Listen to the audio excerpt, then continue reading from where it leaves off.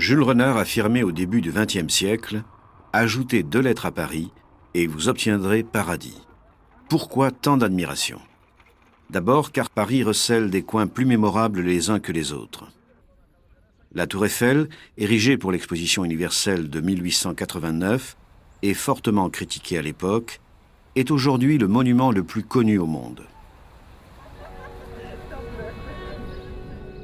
En haut de ses nombreux escaliers, la butte Montmartre offre aux visiteurs une vue imprenable sur Paris, car c'est le point culminant de la ville. C'est là que l'on a construit le Sacré-Cœur, à la fin du siècle dernier.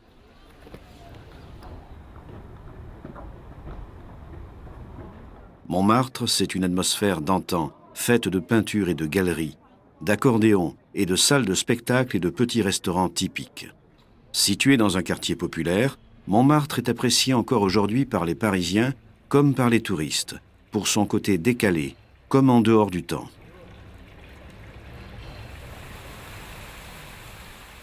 Radicalement plus moderne, le quartier de la Défense est le quartier des affaires parisien et le siège des entreprises multinationales françaises.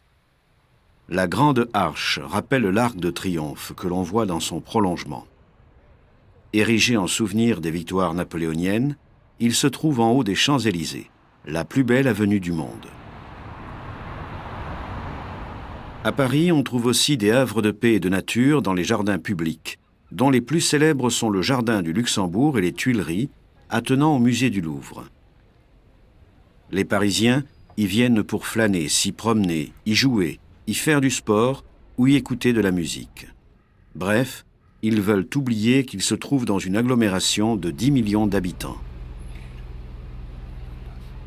La célèbre place des Vosges ouvre la porte à un quartier central à la fois antique et actuel, le Marais. C'est là que se trouve le musée d'art moderne Pompidou, Beaubourg pour les Parisiens, qui par son architecture et ses expositions plonge Paris dans l'avant-garde artistique. Dans les beaux quartiers de l'ouest de Paris, les immeubles haussmanniens rivalisent d'élégance et accueillent aujourd'hui le siège de grandes banques.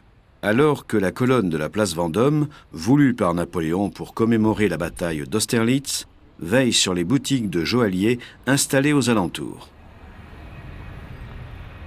Le long de la Seine, la cathédrale de Paris, Notre-Dame, est une des plus belles représentations de l'art gothique en Europe. Sa façade, haute de 69 mètres, a été récemment rénovée.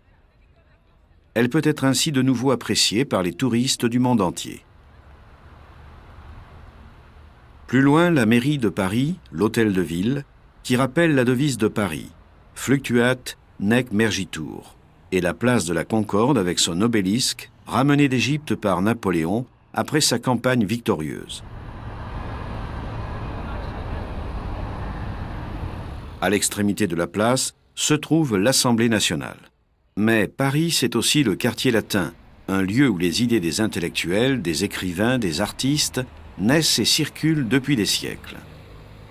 C'est dans ce quartier que l'on trouve le Panthéon, l'université de la Sorbonne, créée en 1253, l'une des plus vieilles au monde, et 2 statues, l'une en l'honneur du poète Apollinaire, bronze réalisé par Picasso, et l'autre en l'honneur de l'écrivain Montaigne.